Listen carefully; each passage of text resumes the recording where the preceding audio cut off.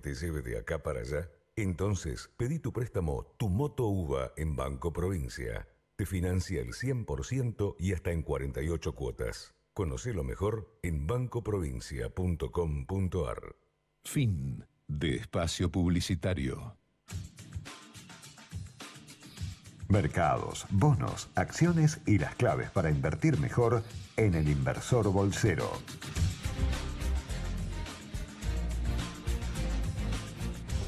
Muy buenas noches a todos, bienvenidos a una nueva edición del Inversor Bolsero por FM Millennium 106.7. Pasan 3 minutos de las 9 de la noche y tenemos un programa con de todo, municiones, con todo, la verdad, para analizar lo que ha sido esta semana, que ha sido muy movida y con mucho para analizar sobre estrategias, además, que han tomado las diferentes entidades, sobre todo en el día de la fecha y ayer también.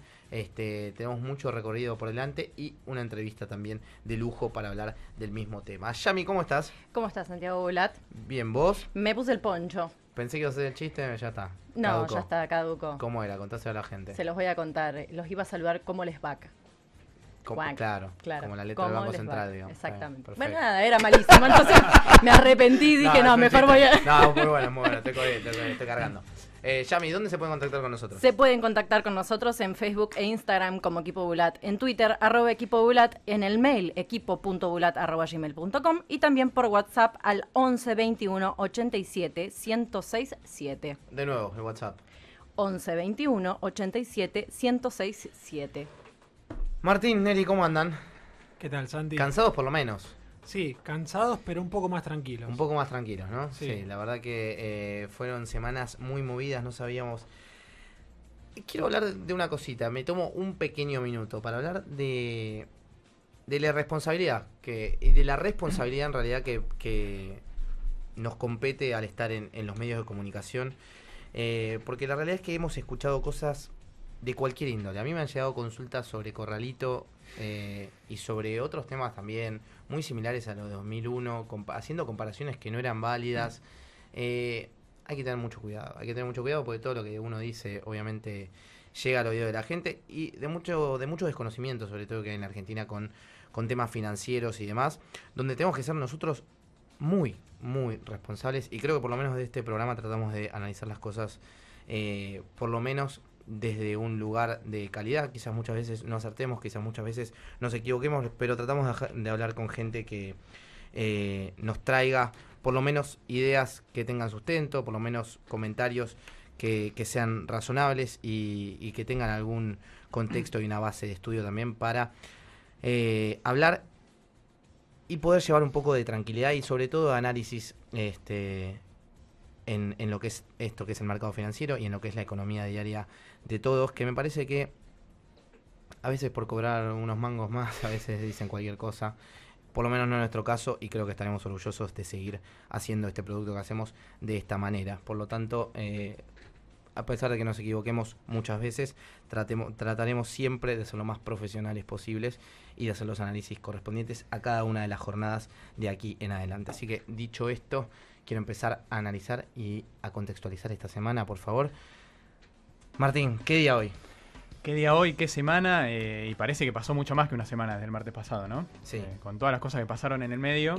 Últimamente en los programas que tenemos es como que a veces pasa un mes entre programa y programa. No es que pasa una semana, es una cosa terrible el movimiento. Definitivamente coincido con vos, con lo que señalabas de la responsabilidad. Me parece que cualquier economista, cualquier analista que esté analizando esta situación, lo primero que tiene que decir es que si bien es cierto que estuvimos viviendo una corrida cambiaria, que son momentos de incertidumbre, que se recurrió al Fondo Monetario Internacional, que en la Argentina para mucha gente eso trae recuerdos muy complejos, creo que hay que comenzar cualquier análisis diciendo que la situación es muy distinta a la de crisis terminales que ha tenido la Argentina como 2001. Pero de hecho, si hubiera una crisis terminal, lo trataríamos de esa manera y con esa responsabilidad. Totalmente. Pero cuando no la hay, no hay que traer ese fenómeno a la mesa donde no está. No la hay y hemos escuchado términos muy irresponsables, ¿no? Corrida bancaria, que los argentinos nos traen recuerdos muy malos, y me parece que eso, bueno, vale la pena señalar que creemos que está descartado, que eso no va a ocurrir. Que sí hay problemas muy complejos, que el tipo de cambio, bueno, eso lo ha visto todo el mundo, seguro, ¿no? El dólar, seguro. la discusión de cuál va a ser el equilibrio, si va para arriba. Pero me parece que primero hay que aclarar que es una situación muy distinta a la de otras crisis. Muy bien. fuertes. Me parece muy bien. Nelly, arranquemos con la jornada de hoy. Analicemos un poco qué ha sucedido. Podemos empezar con ayer también. ¿Cuál fue la estrategia que toma el Banco Central ayer de los 5.000 palos verdes de entrada? Bueno, también aprovecho el espacio para adherir a cada una de tus palabras. Creo que la responsabilidad va del lado de los profesionales que miramos la economía con errores y aciertos, como también de los medios que divulgan, promulgan e incentivan también ciertas verdades o falsas verdades, ¿no? Entonces me parece que la responsabilidad tiene que estar de los dos lados del mostrador.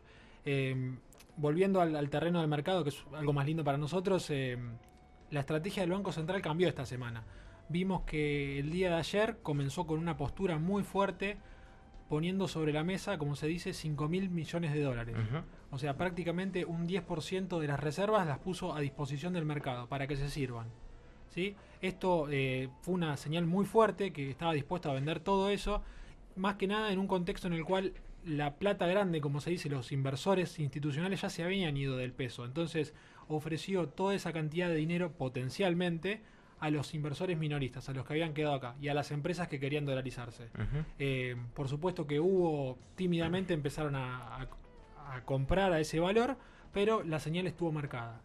Eso lo que hizo fue bajarle la volatilidad al tipo de cambio, algo que venía en los últimos días acelerando y con fuerza, y hoy repitió la misma estrategia. Es decir, se pudo haber habido movimientos en el tipo de cambio, pero no tan bruscos como antes. Y esto lo que hizo fue darle fuerza a la señal de que hasta ahí el tipo de cambio iba a subir, le puso un techo psicológico y también de mercado, y empezó a darle brillo a alternativas como la Lebac, que estaba en el ojo de la tormenta en el día de hoy. Claro. Con ese mega vencimiento que no se sabía cómo lo iban a pagar, que también alentaban al miedo en la gente, hablando de un default, cuando en realidad el Banco Central nunca defaulteó. O sea, no tiene riesgo de crédito el Banco Central porque es el que emite los billetes. Sí, por supuesto que lo puede licuar con inflación o con devaluación. Claro, exacto, sí. Pero no va a dejar de pagar la Lebac. Claro. El riesgo que corría el Banco Central era poner más pesos en la calle y que esos pesos, dada la volatilidad que había y la expectativa de suba de tipo de cambio, fuera dólar. En otro contexto, cuando no renovaba los vencimientos de Lebac, hablábamos que esos pesos iban a inflación. O sea, son dos formas de que la demanda de dinero se caiga: por consumo, inflación, o por atesoramiento de billetes. Bueno, en ese sentido tenemos que hablar de que la licitación de hoy terminó siendo realmente un éxito. Se renovó la totalidad del vencimiento más corto, el 95% del total, en términos generales. Avaló una tasa de corto plazo del 40%, en línea con lo que más o menos el secundario, ¿no? Siempre, desde hace meses que el Banco Central respeta lo que viene marcando el mercado secundario. Dicho sea de paso, cuando las tasas la semana pasada volaron y se ubicaron en el orden del 46% en este tramo de junio, eso daba cuenta de que la gente estaba saliendo de la Lebac y no estaba esperando al vencimiento. Claro. Esto quiere decir que uno se puede ir cuando quiera de la Lebac. Es un instrumento muy, muy líquido, y precisamente esa salida de Lebac hacia dólar fue lo que explicó el doble movimiento. Caída de la posición en pesos, incluyendo los fondos ahorro T+1, que también fue un golpe duro para la industria, y el aumento del tipo de cambio también vía bonos. Claro. ¿No? Si querés, hacemos un balance de lo que dejó esta corrida cambiaria. Hicimos de donde yo estoy, hicimos un balance de cómo quedaron las principales variables económicas desde el 23 de abril, cuando empieza todo. Cuando empieza la salida fogoneada por la imposición de este tributo a la renta financiera de Lebac de extranjeros, hasta ahora, que por supuesto tuvo condimentos locales, condimentos internacionales. La tasa del bono de Estados Unidos está en su nivel más alto desde julio de 2011. Lindo día para que empiece a subir la tasa de interés en Estados Unidos, muy oportuno. El dólar index está ganando fuerza, las monedas emergentes están cayendo, viento de frente. Pero hoy el peso tuvo su primera reacción positiva en muchas semanas, en por lo menos 3 semanas, y esto es lo que dejó. El 23 de abril, el tipo de cambio que nos vendía el Banco Nación estaba en 20,50. Hoy queremos hacer la misma operación, está a 24,50. Es decir, hubo una depreciación del tipo de cambio del 20%. Claro. ¿Sí? La volatilidad se multiplicó por 10, para ponerlo en términos simples. El Merval medido en dólares estaba en torno a $1.528 hace 3 semanas, y hoy está en 1.250, es decir, una caída en dólares del 18%. Los bonos perdieron, para no indagar uno por uno, pero cayeron entre 3 y 7%, dependiendo de la posición del vencimiento, si es tramo corto o largo. El rendimiento del bono argentino a 10 años promedio estaba en 6,8% el 23 de abril y ahora estamos hablando de una tasa de casi 8%. Estamos viendo una suba de casi 120 puntos básicos en el costo de financiamiento, que después, si querés, abrimos a la mesa el debate de por qué acudimos al fondo. Ese es un debate que iba a plantear después. Cuando el mercado ahora nos cobra 8%. Acá Claro. ya tenemos una primera pista. Ujú. ¿Sí?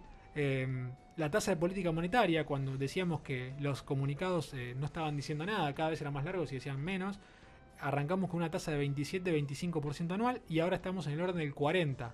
También con una apertura del corredor de pases que Martín seguramente va a explicar muy bien a continuación. La tasa de LEVAC está en 26% y ahora está en el orden del 40%. Son 14 puntos básicos más. Perdón, no 14 puntos básicos, sino 14 puntos porcentuales. Sí. Y las reservas estaban arriba de los 60.000 millones y hoy está debajo de los 53.000 millones. Sí, Es una exacto. pérdida de más de 8.000 millones de dólares de reservas, producto de todo este movimiento y este agite en el mercado cambiario. Ahí hay un tema que tiene que ver, yo creo, ahora me corregirán ustedes también si no es así su apreciación, creo que tiene que ver, está directamente ligado con las necesidades financieras que tiene Argentina, ¿no? Durante 2017 vimos una entrada de capitales muy fuerte con una tasa en la cual te rendía bastante hacer un carry, por ejemplo, entonces pudo acumular reservas el Banco Central ahí, y cuando Sturzenegger se lo cuestionaba por el volumen de las LEVACs que había, él decía, bueno, mi contraprestación en este caso son las reservas. El tema es cuando todo te sale a la inversa y te empieza a pegar una corrida. Digo, en ese momento teníamos un atraso cambiario, por ejemplo. Entonces, esta libre movilidad de capitales es como que te puede fogonear estas subas y bajas fuertes, que es lo que me parece que sucedió esta semana. La necesidad de fondeo de dólares que tiene Argentina hoy, ante los déficits que tiene, automáticamente te hace que cuando los fondos están dispuestos a salir de tu economía, automáticamente te puede acelerar el tipo de cambio y cambiarte un montón los esquemas que uno tiene cuando nosotros tenemos un tipo de cambio flotante. Es que pensarlo de esta forma, vas a la economía hogareña, vos tenés una deuda de tarjeta de crédito. ¿Quién tiene el poder? ¿La empresa de la tarjeta que te presta o vos? Es eso, o sea, vos Es eso. no tenés mucho margen de El poder maniobra. lo tiene, exacto. Exactamente. Pasa por ahí. Uno de los temas que llego a la radio, veo a los chicos y les digo, explíquenme esto. Ahora el mercado viene para acá. Hablábamos de dos fondos en particulares, que eran Templeton y Blackstone. Y les pregunto a los chicos, pero ahora los fondos de afuera vienen. ¿Era necesario entonces recurrir al FMI si ahora vuelve a haber apetito por Argentina? ¿O hay apetito por Argentina nuevamente? O por lo menos nos prestan, o por lo menos les interesa venir a invertir a Argentina, en este caso en montos menores, a lo que Argentina necesita, porque está el FMI detrás. Y esto lo pongo en debate en la mesa, Martín.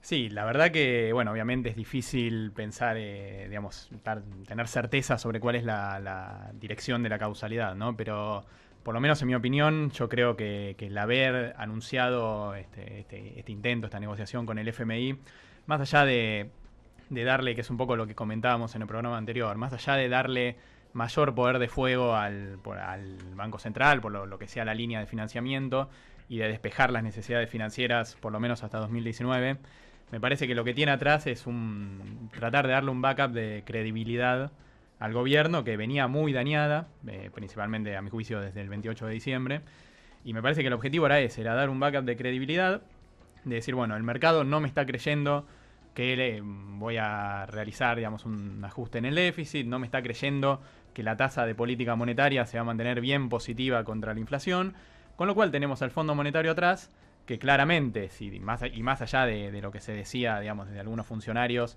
que decían que iba a ser una línea de crédito sin condicionalidades, Sí. me parece que el fondo no te va a prestar plata sin condicionalidades, más allá de que sea distinto a lo que veíamos en los 90. No, está claro. Pero no te va a prestar sin condicionalidades. Me parece que el mercado estaba esperando eso, ¿no? Tener esa credibilidad adicional, ese plus. Y me parece que es un poco también lo que estamos viendo. Yo sería un poue cauteloso con lo que pasó hoy, ¿no? La verdad que fue un muy buen día para la Argentina, sobre todo teniendo en cuenta lo que comentaba Neri, que fue un mal día para emergentes. Claro. Fue un muy buen día para la Argentina, tuvimos este ingreso de los fondos, pero me parece que hay que esperar un poco todavía a ver si este ingreso de los fondos se traduce en un ingreso más general del mercado, en una vuelta del flujo de capitales hacia la Argentina. Yo creo que lo que sí no puede ocurrir, y y de lo que te diría que estoy prácticamente seguro, es que la Argentina llegó a este nivel por tener un déficit de cuenta corriente muy alto, ¿no? Que el mercado decidió dejar de financiar. El año pasado, acordémonos que fue récord en la historia argentina, 31.000 millones de dólares, 4,8% del PIB. Y la verdad que para ajustar ese déficit de cuenta corriente necesitabas un tipo de cambio más alto que te impactara sobre las importaciones, sobre el déficit de turismo, etcétera. Con lo cual la verdad que no me parece que hacia adelante podemos discutir cuál es el nivel de equilibrio del tipo de cambio, pero creo que no lo podemos ver más abajo de donde estábamos. Ahí hice una pequeña cuenta, la hice hoy a la mañana. Esto puede haber cambiado levemente hoy, pero el tipo de cambio real multilateral está 0,4% por encima del máximo alcanzado después de que salimos del cepo. O sea, volvimos a esos niveles. Y incluso también cuando vemos desde que el FMI mostró el artículo 4 de Argentina el 29 de diciembre, que pedía también una depreciación, en este caso de entre 10 y 26%, ahora estamos en 19,6% de competitividad, en este caso, ¿no? Siempre hablando de tipo de cambio real multilateral, desde diciembre para acá. Con lo cual, podríamos ver que es un nivel, por lo menos, que tiene alguna lógica, sí, que sea este el nivel, ¿sí? Sí, con respecto a eso, también, Santi, lo que vos estás mirando es la foto. Pensemos que el tipo de cambio real multilateral es dinámico. Y esa ganancia de competitividad que tuvimos cuando salimos del cepo se licuó rápido y ferozmente con la aceleración de la inflación. Exacto. Entonces, primero, tenemos que controlar la competitividad precio con una menor inflación. Y segundo, veamos aspectos más amplios de la competitividad como son el tema impositivo, de logística, de infraestructura, etcétera, etcétera, ¿no? Porque costos laborales, hay un montón de cuestiones relevantes que van más allá del gráfico que nos encanta poner a los economistas de tipo de cambio real. Solamente, es verdad, lo que decís y coincido plenamente, pero para uno estimar más o menos, el tipo de cambio está bien, mal, por lo menos tener una referencia de... Totalmente. Y ese número de tipo de cambio real multilateral elevado y ahora competitivo es el que miraron hoy fondos del exterior como Templeton, como BlackRock, para ingresar a los botes. Valga la analogía. ¿Tenés ahí el resultado? Sí, valga la analogía, ¿no? Pues estábamos con el agua al cuello y nos salvaron los botes. Claro. Pero los botes, decían a los botes. A los botes. Pero no en el mal sentido, sino que son bonos del tesoro que el ministro Caputo colocó, la reapertura de bonos que había colocado Prat Guy en 2016. Son bonos a 5 y 8 años en pesos y a tasa fija. Algo novedoso, porque entraron más de 70.000 millones de pesos, en realidad se convirtieron a una tasa promedio del 20% en pesos a 5 y 8 años. Una pregunta clásica es, ¿pero por qué invertiría una persona o un fondo, en este caso, en Argentina a 5 o 8 años al 20% cuando la LEVAC te da 40%? Era lo que estábamos hablando al principio, ¿no? Y hay una razón muy puntual que, si querés, Martín, compartila, porque... Mirá, cuando vos te estás invirtiendo al 20% a un plazo más largo, en cierto modo estás bloqueando una tasa, ¿no? Te estás asegurando una tasa más larga por un lapso más largo. Si vos te metés en una LEVAC al 40%, que eso lo vamos a discutir un poco en Educando al Inversor, pero lo vamos adelantando, ese 40% es la tasa nominal anual, ¿no? No es la tasa de corto plazo, no es la tasa efectiva que vos te vas a llevar. La tasa efectiva que vos te vas a llevar es la del plazo de inversión, que en el caso de la LEVAC puede ser 28 o 35 días en el plazo más corto. Y eso lo vamos a estar discutiendo un poco ahora, pero lo adelantamos. Una tasa de 40%, vos en un lapso de 28 días te estás llevando un 2,8%. Sí. Si le metés las comisiones te llevas menos, pero ponele que sea sin comisiones, te estás llevando un 2,8%, que eso es un movimiento del dólar que a estos niveles podría ser de 60, 70 centavos. 70 centavos, más o menos. ¿No? Con lo cual, uno mira la tasa de 40, parece algo muy alto, pero después cuando haces la cuenta finita y cuando ves lo que te llevas en el lapso en el cual efectivamente estás invirtiendo, la verdad que un movimiento del tipo de cambio de 60, 70 centavos, que a la luz de lo que estuvimos viendo estos días y estas semanas, parece bastante viable. No parece algo muy disparatado. Bueno, ahí hay que estar, el carry está un poquito más complicado. Para mí, ahí tenés un punto clave y me parece que fue la estrategia del Banco Central. Digo, cuando vos que hiciste, como que los fondos y todos los bancos renueven y se metan en esta licitación, la estrategia es: no se va a correr de acá el tipo de cambio, no va a suceder lo que pasó en las últimas jornadas. Ya estamos en un nivel que a nosotros nos sirve, por lo menos a nivel competitividad. Después podemos ver, como bien decía Neri, no la foto sino lo que pasa, pero acá lo voy a mantener. Entonces vos, la licitación en pesos, los rendimientos en pesos te van a servir, con lo cual confía en esto, digamos. Además que ahora el 65% se renovó en el corto plazo, sí, con lo cual en no tanto tiempo vamos a tener también una renovación interesante del stock de Levax, que bueno, una tasa alta, obviamente también todo esto va generando esta bola de nieve, con lo cual es volver a generar la confianza en el peso de acá en adelante, o sea, es volver a ese desafío que tuvo el Banco Central en algún momento de hacer que las inversiones en pesos vuelvan a ser atractivas, y acá va a tener un desafío también interesante. Sí, sin duda, y abrir también el espectro, el abanico a otros instrumentos en peso que fueron muy castigados, como bonos en ser, o sea, que ajustan por inflación, bonos Batlar, el espectro corporativo y subsoberano, o sea, provincial, también ves También. spreads enormes, de quizás de 500, 600 puntos básicos que antes no lo veías, Sí, y en un contexto de normalización y de vuelta al peso, no podés dejar de mirarlos. exacto. Hay opciones para minoristas a través de fondos comunes de inversión que en algún programa les prometo que tratarlos, Muy bien. que a través de inversiones de inversores, de portfolio manager profesionales, uno puede acceder de forma diversificada y posicionarse a gusto en un segmento puntual del mercado. Voy a hacer la última pregunta por mi parte, por lo menos, para tirar en la mesa, y que yo sé que hacemos un programa de finanzas, pero las finanzas están 100% correlacionadas por lo menos con lo que es la economía real. ¿Saben qué porcentaje de financiamiento tiene una pyme de cheque de pago diferido? ¿Cómo se financian las pymes? Un 70% a través de cheque de pago diferido. ¿Saben a cuánto están descontando los cheques? Más o menos. Sí, me imagino. Tenés una... Si una Levac te cobra Pasa- 40%, ¿el cheque cuánto está? Y está más o menos 50%, 40 y pico por ciento largo. ¿Que esto te puede meter un freno en la economía? ¿O es una intuición mía nomás? ¿Cuánto podemos sostener este ritmo de tasas también? Mirá, claramente esto que vos decís del freno en la economía, el freno en la cadena de pagos, el desarme de inventario de las empresas, eso lo vas a tener. Yo creo que estos meses la economía lo va a sufrir, el nivel de actividad, y es lo que vos decís. Mira, hoy también estaba mirando datos del Banco Central, la tasa de adelantos en cuenta corriente, que también es un mecanismo de financiamiento de muy corto plazo de las empresas, ¿no? El uso del descubierto. Esa tasa estaba, el promedio del sistema, el 20 de abril estaba 27, 28%, Sí. hoy está 55%, ¿no? Claro. Entonces imagínate que al ser financiamiento de muy corto plazo, una empresa que tomó financiamiento al 28%, 27%, y ahora tiene que renovar la línea al 55%, enfrenta una situación muy compleja, ¿no? Y probablemente no la renueve, y eso genera impacto sobre cadena de pagos, obliga a las empresas a desarmar inventarios, lo que implica menos compras por parte de las empresas, menos demanda, y me parece que ese va a ser el principal mecanismo de ajuste de la economía para los próximos meses. Vamos a ver entonces cuánto tiempo también duran con esta tasa, que obviamente hoy sabemos que es necesaria porque, como ustedes dijeron antes y afuera del estudio, hay que arreglar la macro también. ¿Ya me escuchamos un poco de música? Escuchamos un poco de música, 15 grados la temperatura en la ciudad de Buenos Aires, y ahora suena Travis haciendo One Night.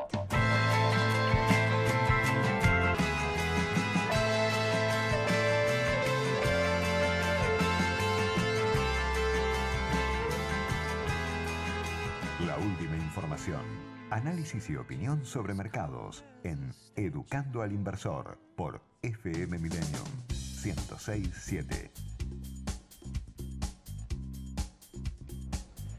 Bueno, como comentábamos hace un rato, vamos a aprovechar esta edición de Educando al Inversor para volver a discutir un poco las características de las Levax y fundamentalmente qué es lo que tiene que mirar el ahorrista a la hora de tomar la decisión, ¿no? Cuál es la relación entre la tasa y el precio y qué tasa mirar, ¿no? Más que nada, que es un poco lo que discutíamos hace un rato. Para empezar con lo básico, una gran ventaja que tiene este instrumento, como comentaba Neri inicialmente, es que presenta una alta liquidez en el mercado secundario. ¿Qué quiere decir esto? Que el inversor no tiene que esperar a la licitación primaria una vez por mes para tomar la decisión de ingresar o no ingresar, sino que lo puede hacer en cualquier momento de la semana, y lo puede hacer sin problemas, pues tiene mucha liquidez este instrumento. En este sentido, en medio de estas tensiones cambiarias que vimos en las últimas semanas, se observó un desarme muy importante por parte de inversores, primero extranjeros, también afectados por esta discusión sobre el impuesto a la renta financiera, y también vimos un desarme muy fuerte de inversores locales, muchos minoristas, a través de fondos comunes de inversión, los famosos T y T+1, que operan en estos papeles, ¿no?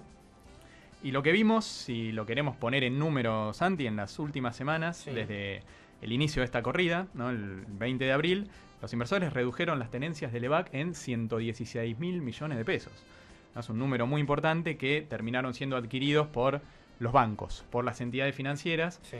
Y dado que los bancos tienen restringido el acceso a dólares, ¿no? Por regulación del Banco Central, me parece que en cierto modo esto ayudó en la última licitación, ¿no? En la licitación de hoy. Bueno, también lo que hicieron con los encajes. Exactamente, que eso de alguna manera permite a los bancos que una parte de su liquidez que la tenían encajada a una tasa de 0%, ahora la pueden colocar en Lebacs, y eso a los bancos obviamente les mejora la rentabilidad, claro. Con lo cual me parece que estas dos cuestiones ayudaron un poco en la licitación de hoy.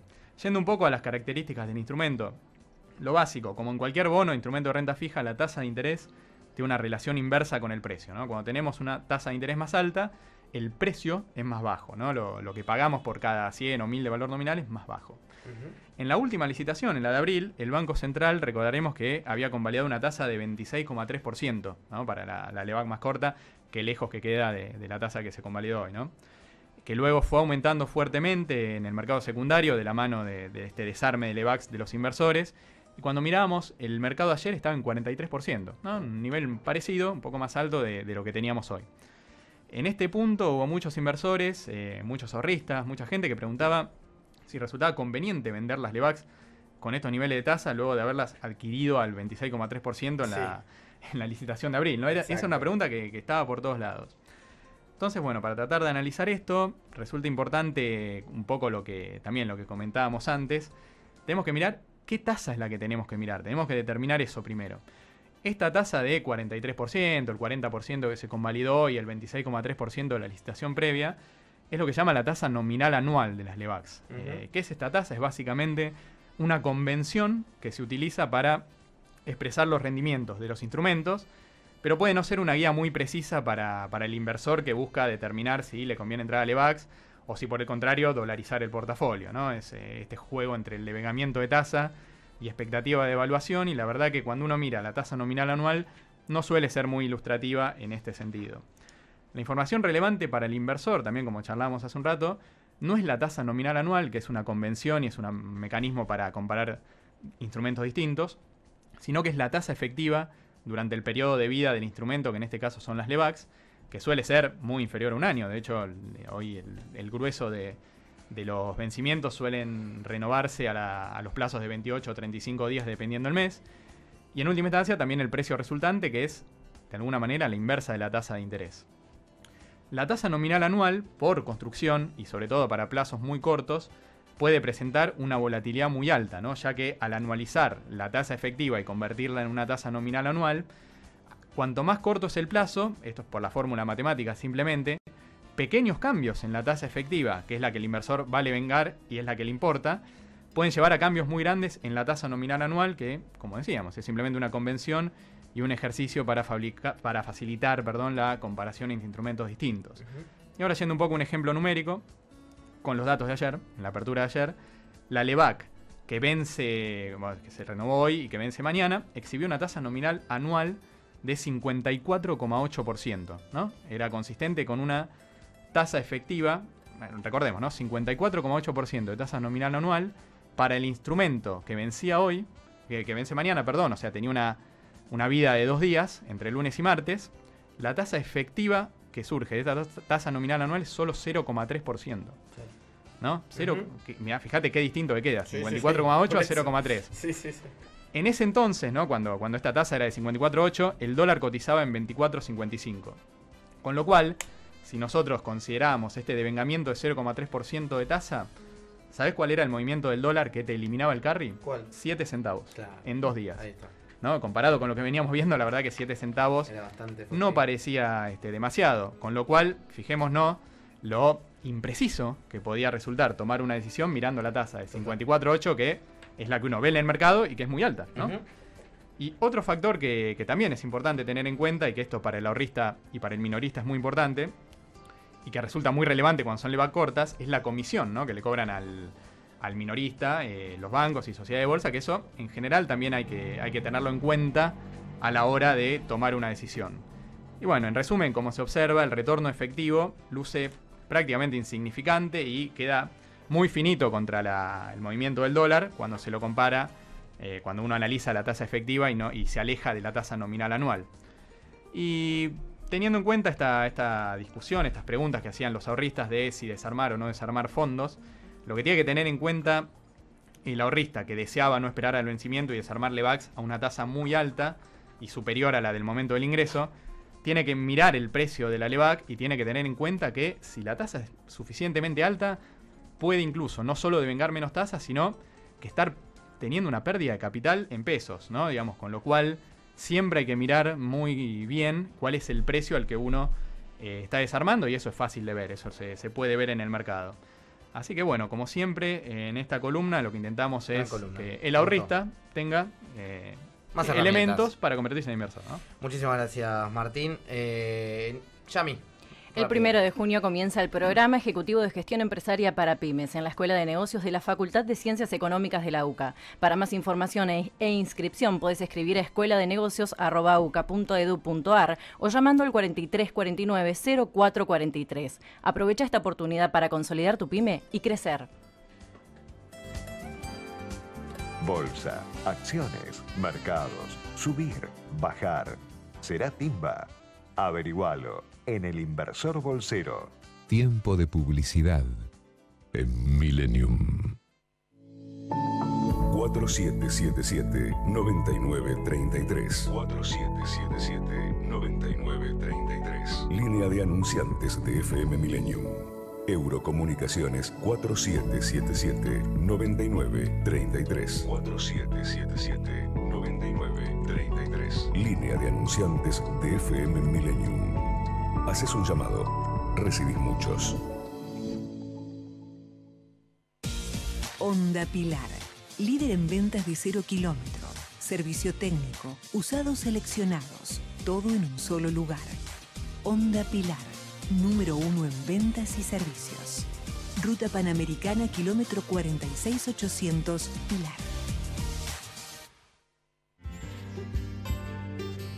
Millennium cumple 20 años y estas empresas festejan con nosotros. Howard Johnson Pilar, Restaurant María Félix, Guante, Lu Milagro.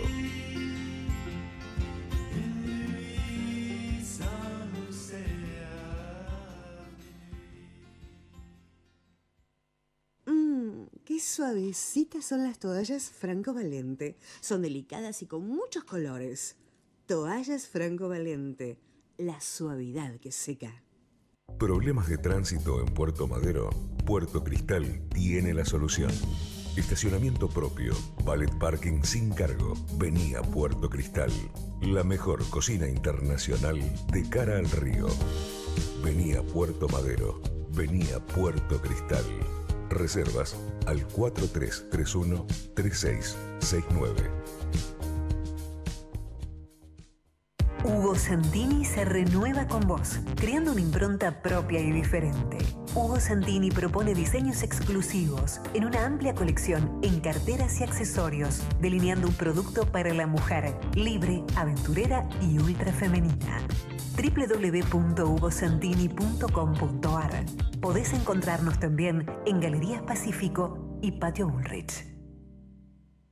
¿Querés disfrutar del mejor día de campo con las mejores actividades? Rodicio Campo te invita a su programa Ecocampo Aventura. Granja, cabalgatas, mountain bike, arquería, bosque aéreo y toda la calidad habitual de nuestra gastronomía. Te esperamos en rodiciocampo.com.ar o en nuestras redes. Saca hoy mismo online tus tickets en varias cuotas. No te lo pierdas. Fin de espacio publicitario. Smart Money, un espacio para analizar y pensar en instrumentos financieros para invertir mejor. Smart Money, por FM Millennium.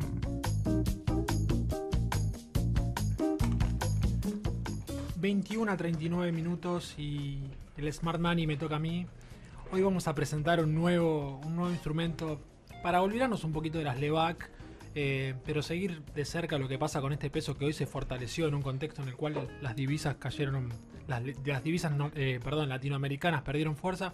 Vamos a presentar el segundo instrumento más negociado de la bolsa. Si nos atenemos a los números de todo el año 2017, el primer lugar de activos operados se lo llevan los bonos, con casi el 82% del total. Pero detrás aparecen los productos protagonistas del día de hoy, las cauciones bursátiles. El año pasado explicaron casi el 10% del total de negocios, o una cifra equivalente a cerca de 249.000 millones de pesos. Para ponerte contexto, en 2017 por cada peso de volumen en acciones se movieron casi 2 en cauciones. Sin ir más lejos, es una cifra que a priori nos llama la atención, porque uno pensaría, tenemos primero bonos en el ranking y después inmediatamente pensamos en acciones. No, las cauciones, por ciertas características que tienen, son el segundo instrumento que más atención llaman a los inversores. Se trata de un mercado que es bastante más líquido que lo que se suele pensar. Es un instrumento que permite hacer tasa en pesos en el corto plazo, y por eso vamos a enfocar los reflectores en este activo. Aunque es muy probable que las cauciones sean desconocidas para la mayoría de los ahorristas, en la plaza financiera son activos estrellas del mercado de dinero. Y en minutos te voy a explicar por qué. Tiene una serie de ventajas que en breve te voy a comentar, que las hacen muy buscadas para hacer negocios. Esto es lo que explica el porqué del volumen que manejan en la bolsa. Antes de seguir, te cuento a grandes rasgos de qué se trata esta variante bursátil. Una caución técnicamente es una operación financiera garantizada con valores negociables. En la fecha de concertación, el tomador deposita valores negociables en garantía y recibe fondos del colocador. En la fecha de vencimiento, el tomador paga al colocador el monto recibido más los intereses pactados y recupera la garantía depositada. BIMA administra y monitorea el nivel de garantías durante el plazo de vigencia de la operación. En términos simples, la caución es lo más parecido a un plazo fijo en la bolsa, pero en lugar de prestarle dinero al banco, el colocador de una caución le presta fondos a otro inversor, el llamado tomador. La secuencia, para redondear, es más o menos como sigue. El colocador aporta el efectivo y al término del periodo establecido se hace del capital original más los intereses correspondientes. Por su parte, el tomador recibe los fondos dejando títulos, bonos o acciones en BIMA como garantía de repago. Cuando vence la caución, el colocador recibe los intereses y el capital pactado, mientras que el tomador, como habíamos comentado, devuelve el préstamo más los intereses y a cambio recupera los títulos que había dejado en garantía. ¿Por qué son interesantes las cauciones? Básicamente por 3 razones: liquidez, seguridad y rentabilidad. Si bien la caución se parece a un plazo fijo, es una variante superadora. Una ventaja frente a las alternativas bancarias es que las cauciones se pueden efectuar a un plazo menor de 30 días. En efecto, el mínimo es 7 días y el máximo hasta 120, algo que dota de gran liquidez a la decisión de colocar el capital en estos tiempos. La liquidez es un atributo muy deseable en el contexto en el cual estamos, principalmente ahora, ¿no? Con el dólar que se ha movido tanto. Sí. En este sentido, hacer trabajar el dinero en una caución brinda una mayor flexibilidad en términos de que podemos disponer los fondos mucho antes que en un plazo fijo. Por ejemplo, el plazo a 7 días de cauciones representa aproximadamente el 70% del volumen diario operado en estos instrumentos. Claro. El mencionado rasgo de liquidez, además, se combina con otro beneficio, la seguridad. Como las operaciones están garantizadas por BIMA, las cauciones son alternativas extremadamente confiables. Por eso la caución se asemeja a la conocida inversión de Levac, que estuvimos hablando largo y tendido durante los últimos meses. Acá la tranquilidad que teníamos es que el Banco Central está detrás de ese activo. Bueno, en este caso el mercado está detrás de la caución. Y hablando de pagar, el tercer punto fuerte de las cauciones son la rentabilidad. Ofrecen retornos que se ubican por encima de los plazos fijos. ¿Sí? Para que tomemos una idea de lo que está pagando una caución. Sí. Antes de venir acá, la caución a 30 días, me fijé en la pantalla y estaba en torno al 34% anual. Una cifra que le saca más de 8 puntos porcentuales a las colocaciones bancarias. En tanto, la tasa a 7 días, que te comentaba que es más corta, rondó el 36% anual. Pero hace una semana, en plena corrida cambiaria, estábamos viendo valores superiores al 50% anual, claro, acompañando la tendencia de las Levac. Así que me parece que es un instrumento que podemos empezar a mirar. Si no sabemos qué hacer con el dinero de acá a 7 días, me parece una excelente alternativa. Y por supuesto tenemos liquidez, rentabilidad y seguridad. Muchísimas gracias, Neri. Esto fue Smart Money de la mano de Neri Persichina, el inversor bolsero. Y ahora sí, como les prometía y se los comentaba al principio del programa y también lo publicitábamos en Twitter, estamos en línea ya con Jorge Carrera, economista y ex gerente de investigaciones económicas del Banco Central. Jorge, ¿cómo estás? Muchísimas gracias por atendernos. No, es un gusto. Buenas noches a todos. Buenas noches. La verdad es que estuvimos tratando de hacer un análisis bastante propio de lo que han sido estas jornadas, particularmente la jornada de ayer y la de hoy. ¿Qué te pareció la estrategia del Banco Central, dado el vencimiento que tenían las letras, este stock de casi el 50%? Bueno, en lo que refiere a la estrategia del Banco Central en los últimos días, yo lo asimilaría a una comparación que a veces a algunos no les gusta, pero yo le llamo el momento SAME, es decir, el momento de la emergencia, y me parece que ahí uno tiene un decálogo de cosas para hacer y para cumplir que son bastante estándar, y lo que hay que hacer es obviamente hacerlo con mucha convicción. Me parece que en ese sentido, en los últimos días, el Banco Central actuó mucho más acorde con el decálogo de un momento de crisis o de este momento SAME.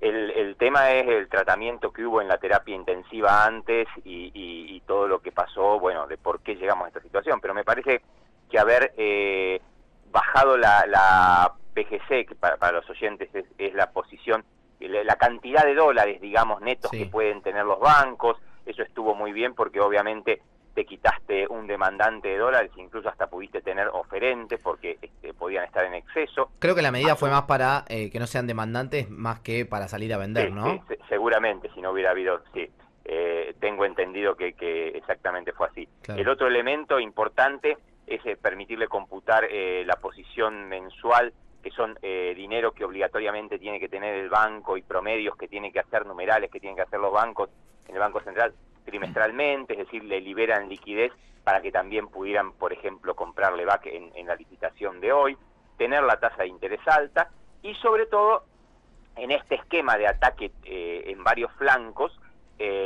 importante esa oferta de 5.000 millones, que era una cosa que muchos veníamos diciendo, que había lecciones propias en la historia de los últimos años. Por ejemplo, en la época de Redrado un par de veces se hizo así y fue muy éxito con montos menores, porque también era menor la dimensión del mercado, pero la idea es hacer un offer muy grande que trate de convencer, aunque sea temporariamente, a los agentes. De lo de hoy esto es lo general del Banco Central. Sí. Lo que también da la sensación, por ahí vos incluso lo tenés más en los ambientes financieros que ha pensado la gente, pero da la sensación de que también acabó un fuerte protagonismo nuevo del Ministerio de Finanzas. Muchos incluso dicen que todas estas ideas fueron impuestas, si se quiere, por el Ministerio de Finanzas al Ministerio de Economía. Y después esta aparición al estilo Superman, reabriendo los botes para supuestamente capturar esta liquidez que de pronto apareció, sobre todo de estos fondos extranjeros.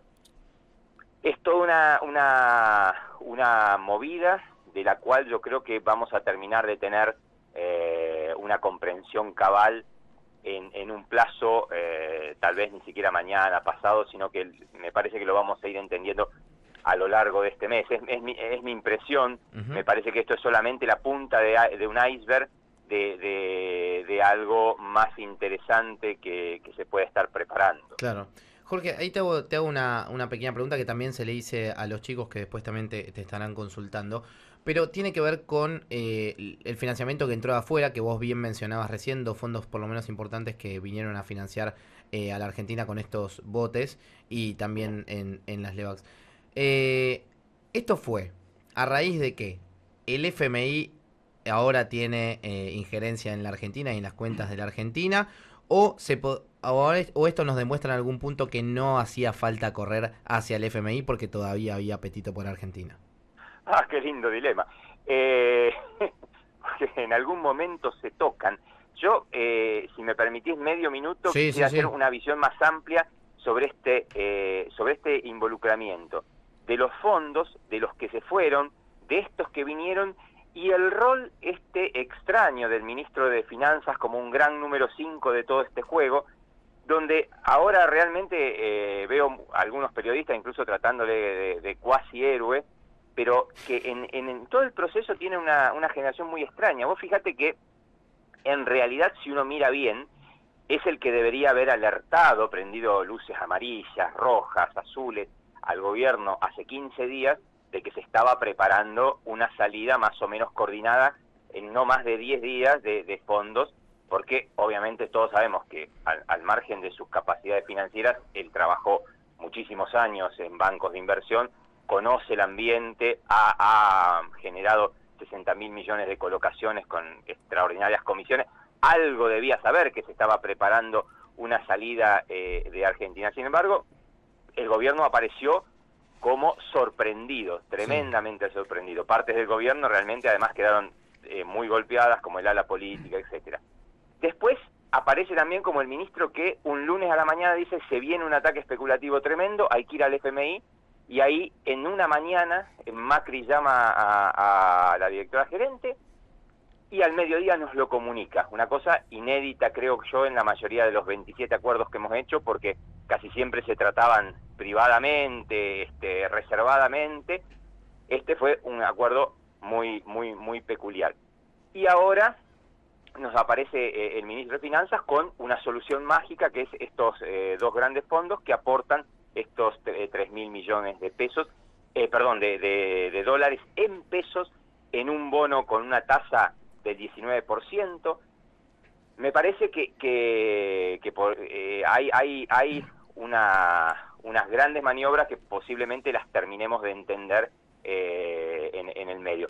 Lo del fondo, yo lo que quiero remarcar en esto es que, sobre todo por la primera parte de lo que conté de la estrategia de Caputo, es que era el pedido concreto de la mayoría de los fondos de inversión. Si vos lees los research de febrero, ponele algunos, en marzo varios de ellos, todos decían que lo mejor que podía hacer Argentina era ir al fondo. ¿Qué le contestaba el ala política? Ni locos, al fondo vamos cuando tengamos consolidado las elecciones en 2019, y vamos a ir para una cosa precautoria tipo la que tiene Polonia, la que tiene Colombia, la que tiene México. Bueno, no pasaron así las cosas, y finalmente los que se salieron con su idea de tener un garante y un delegado que al final va a ser el que va a ejecutar la política económica, fueron los fondos de inversión. Jorge, ¿cómo estás? Martín Botier te saluda. Oh, Martín, ¿qué tal? ¿Cómo te va? Todo bien, por suerte. Quería hacerte una pregunta.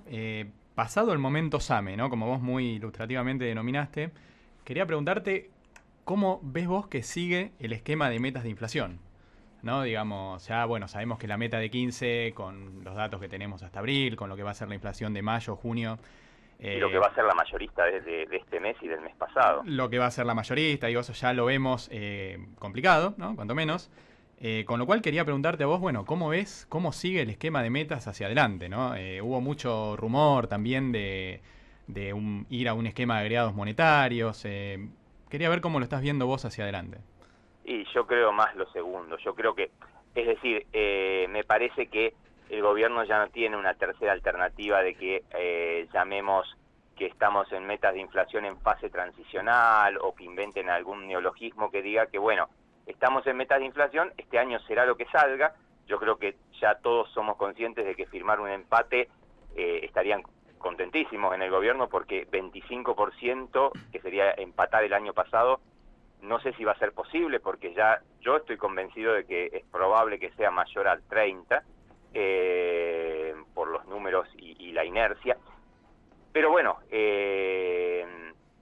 yo creo que se mantenga o no, lo importante, la cuestión de fondo es esta: se mantenga o no la formalidad de decir que seguimos en el régimen de inflation targeting y que le estamos haciendo ajustes para que funcione mejor.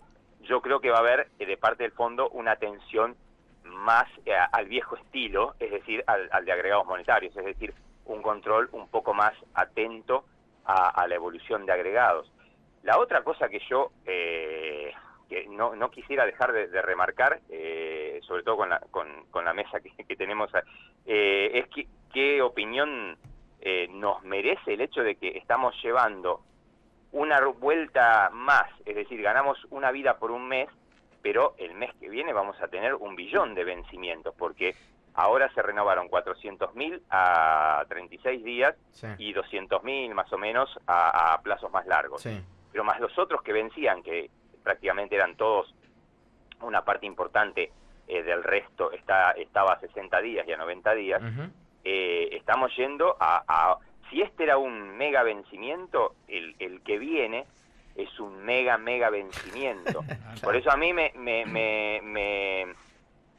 da la idea de que eso, asociado a esta entrada de estos fondos, de que es probable que se esté pensando una vez pasado este mega vencimiento, que se esté pensando en algo que hacer, porque no se puede seguir con la curva invertida y vamos a estar así cada 30 días esperando que pase un evento que ni siquiera tiene que ser tan extraordinario ni un cisne negro, simplemente un pequeño patito que nos desalinea y nos desacomoda. Obvio. Yo creo que algo va a hacer el banco con todo esto, y me parece que la excusa va a ser el fondo, que en el medio del mundial te va a decir, muchachos, ustedes con esto de las LEVAC tienen que hacer algún estiramiento de plazos. Cuando Messi la esté rompiendo, ¿no? En ese momento. Yo creo que cuando Messi la está rompiendo es probable que haya algún estiramiento de plazos, porque te imaginas que es $1 billón.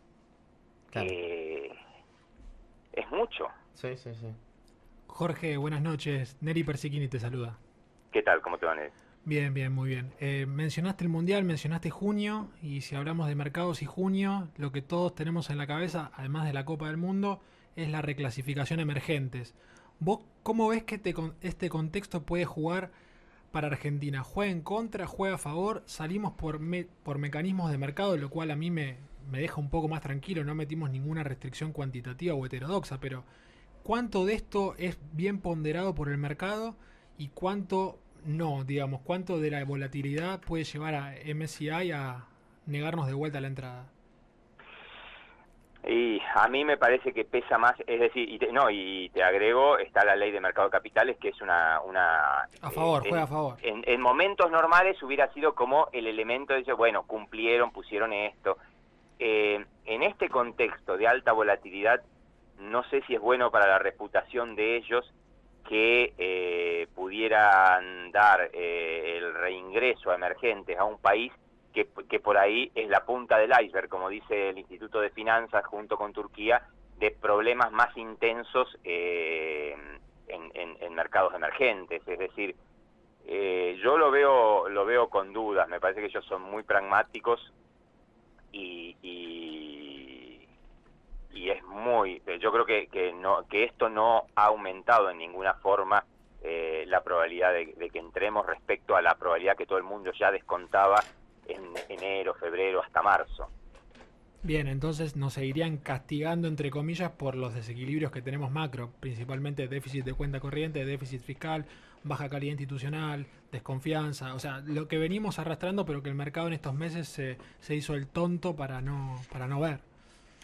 Sí, a ver, si mirás, hay algunos emergentes. Si uno mirara finamente, yo creo que el castigo más grande ahí es la historia del default y varias otras cosas. Después también tenemos ciertos desequilibrios que son gigantescos, que teóricamente no son las cosas que tendría que tener en cuenta quienes nos están evaluando, porque es más institucional, pero vos estás justo dándole el reingreso, la bienvenida a un tipo que ya estuvo y se fue, y que está entrando con un déficit en cuenta corriente del 5%, con un desequilibrio en fiscal relativamente importante, aunque en términos comparativos por ahí con otros emergentes no es tampoco tan grande, pero es muy importante, pero sobre todo con dificultades en financiamiento muchísimo más altas que los otros emergentes. Es decir, estás entrando un caso que estaría aprobando con 4, pero muy, muy ajustadamente. Jorge, muchísimas gracias por estar con nosotros en el Inversor Bolsero. Ha sido un placer y te volveremos a molestar en algún otro momento. Como siempre es un gusto hablar con ustedes. Un saludo a toda la mesa. Muchísimas gracias. Tenemos que ir cerrando el programa, la verdad que voló y me quedaría charlando 10 horas más, pero bueno, ahora lo haremos afuera. Disculpamos las preguntas que no pudimos responder, pero bueno, las estaremos respondiendo igual el martes que viene. El martes que viene, exactamente. Nos pueden encontrar en el Inversor, Yami, ¿no? En redes sociales nos buscan como Equipo Bulat, en el mail equipo.bulat@gmail.com, y por WhatsApp nos pueden mandar un mensaje al 11 21 87 1067. Y recuerden que el sábado a las 14 el Inversor con 2 invitados de lujo: Alejandro Estrada, presidente de la Cámara Fintech, y Matías Fernández Barrio, director de Carvi.com. Les dejamos entonces el programa a Mariano Yese, le agradecemos a toda la producción obviamente y al crack total de nuestro operador que Tenés que empezar a venir más seguido, yo te lo digo siempre. Muchísimas gracias, Iván Meléndez, por estar del otro lado. Nosotros nos despedimos y nos reencontramos el martes que viene. Gran programa. Este espacio es auspiciado por Nicolazza, siempre con la magia de la abuela. Pizzas a domicilio. Encontranos en Avenida Ramón Falcón 2287. Contactanos 4633-4111 y 4633-4555. Nicolazza, siempre con la magia de la abuela. Sashimilla es el lugar ideal para disfrutar de una cena en pareja o con amigos. Calidad y frescura garantizada por pescadería propia. Sushi hecho por japoneses. De lunes a sábados, México 1965. Estacionamiento sin cargo. Reservas al 4941-8960. Facebook /Sashimilla. Instagram @SashimillaRestó. Twitter @Sashimilla_. El SAME te está llamando. Si sos médico y querés sumarte a salvar vidas en el servicio de emergencias que es modelo en el mundo, postúlate en buenosaires.gov.ar/SAME. Buenos Aires Ciudad. Vamos, Buenos Aires. Baco Club, club privado de vinos, nos cuenta que en el mes de la vendimia nos invita el miércoles 15 de marzo a un evento imperdible en el que se degustarán a ciegas las dos variedades más emblemáticas del mundo del vino, Malbec y Cabernet Sauvignon. Información y reservas, escribir a bacoclub@bacoclub.com.ar. ¿Andás necesitando una moto que te lleve de acá para allá? Entonces pedí tu préstamo Tu Moto UVA en Banco Provincia. Te financia el 100% y hasta en 48 cuotas. Conocelo mejor en bancoprovincia.com.ar. Delivery de alimento balanceado premium para perros y gatos. Siempre tenemos stock disponible, envío gratis en el día y con atención personalizada. No te quedes sin alimento. Contactanos ahora por WhatsApp al 15 5503 4488. Javier. ¿Conocés los planes de salud de Andar, la obra social de los viajantes vendedores? Planes para empleados en relación de dependencia, monotributistas y particulares. Solicita un asesor comercial al 0810-345-0184. Superintendencia de Servicios de Salud, 0800-222-72583, www.sssalud.gov.ar, RNOS 122104, RNMP 1252. Speakers Bulat, los oradores más destacados del país sobre economía, política, innovación, liderazgo, género, historia. Conocen puntos importantes para inspirar y potenciar tus equipos. Organiza tus conferencias, workshops o encuentros con Speakers Bulat, eventos que se convierten en toda una experiencia. Encontranos en www.speakersbulat.com. Random House te presenta Novelnomics de Juan Carlos de Pablo. Novelnomics ya está en librerías. Universidad de Ciencias Empresariales y Sociales. UCES, la excelencia, un compromiso. www.uces.edu